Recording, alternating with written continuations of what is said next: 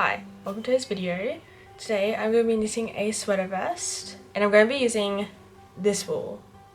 It's pretty cool wool, it's very colourful and a lot of the colours are very bright, which I think will be very nice. I'm going to try to make it oversized, we'll see how it turns out. And also I think for this project I'm just going to use straight needles because normally I use circular needles, my interchangeable circular needles, but I'm going to try to use these ones because I wanna. Before I begin knitting, I wanted to show you the absolute struggle I had winding up this wool. It came like this in a hank, so if I wanted to start using it, I had to wind it up, which I have never done before. I don't have that fancy umbrella tool. I only have my trusty dusty wool winder. I unfolded it and laid it flat on my table, all ready to make it into a cake. I did make a practice cake before I started recording, so based on the struggles from that, I put my water bottle in the center to try to keep tangling to a minimum. Did it work?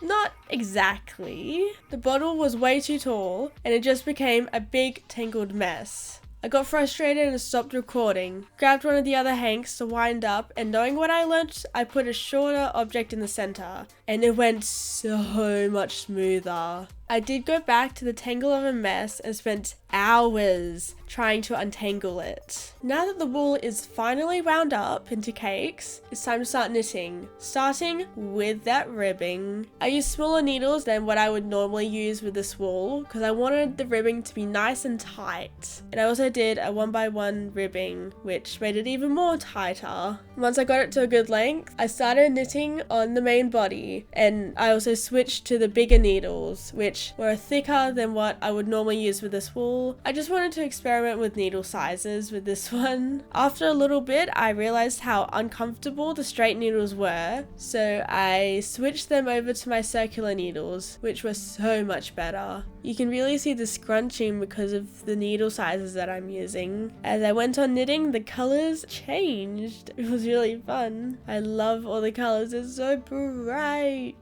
Once I did a good amount of knitting, I started doing some arm decreasing to put a little bit more shape into this blob of fabric. And then I started doing the neck decreasing so it wouldn't choke me all the time. I finished that up and the front was all done. It is time to do that all over again with the back piece. This time I used my circular needles the whole time and it was a little bit more enjoyable and my hands hurt a little bit less. What was so bad about the straight needles, you might be wondering? They were very long, so they would rub on my table, and I really hate the sound of like knitting needles rubbing on my table, like it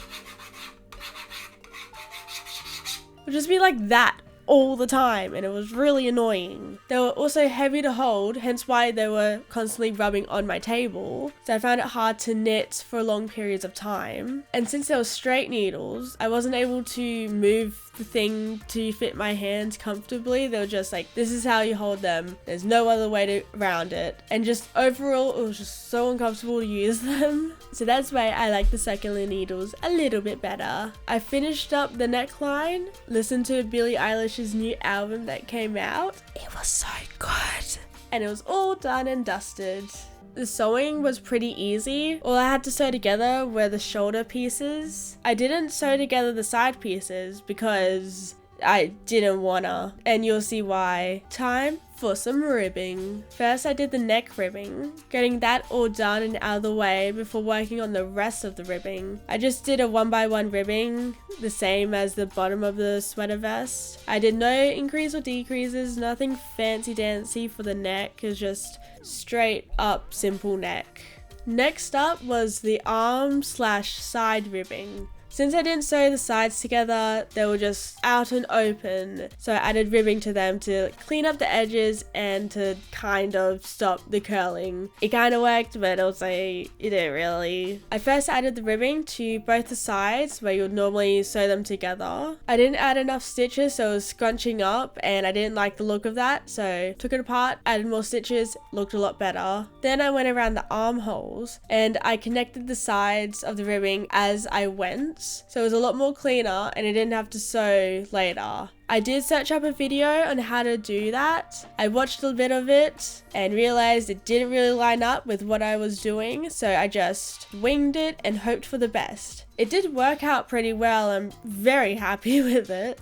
And then I did a little bit of ribbon connecting the two ribbons together, which I obviously forgot to film. Yay! Now, we need a way to close up those sides. I attached some wool to the sides and knitted a long string. I wanted them to be nice, long and thick because I wanted nice, big, noticeable bows in the end. I attached 7 stitches and did a 1x1 ribbing for 155 rows. The 1x1 ribbing made sure that they didn't curl and that they were nice and thick.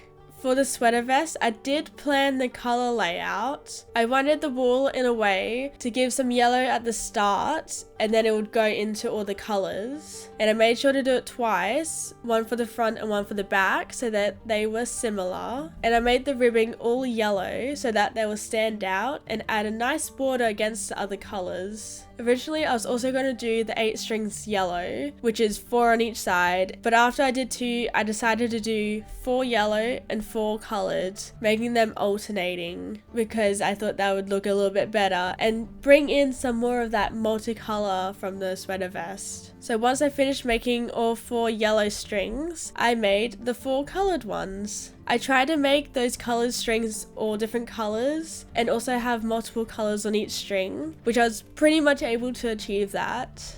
I tried it on for the first time. Yes, this whole time I hadn't put it on. I rather couldn't because it was separate pieces or I just forgot. It's oversized, so it didn't really matter in the end.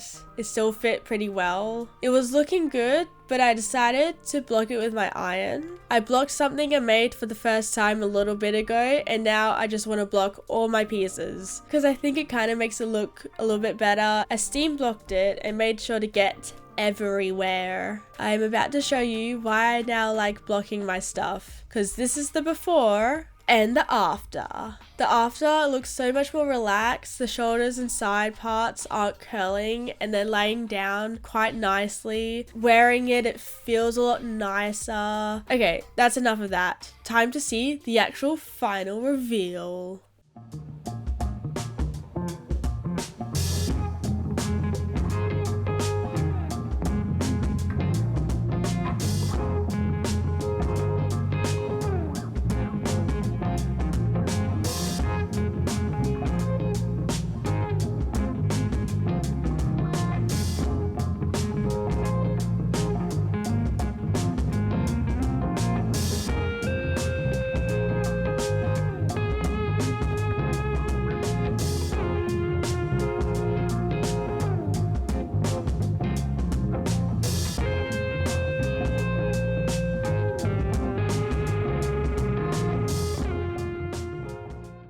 And that's the finished sweater vest. It looks really cool. I love all the colors. It's so colorful. I didn't expect it to work up like this, but glad it did. I'm sorry if it's windy. It is. I am outside, so just deal with it. I love the ties. I love how they're thick and like they're long. They look so cool and really nice. And yeah, that's all I have to say. I really like how it turned out. And maybe, just maybe, I will wear this one in real life. In my day-to-day. I have no idea. We'll see. Thank you so much for watching this video. Like the video if you like how it turned out. Subscribe if you want to see future stuff that I create. I have some fun stuff coming up. And hopefully I'll see you in my next video. Bye!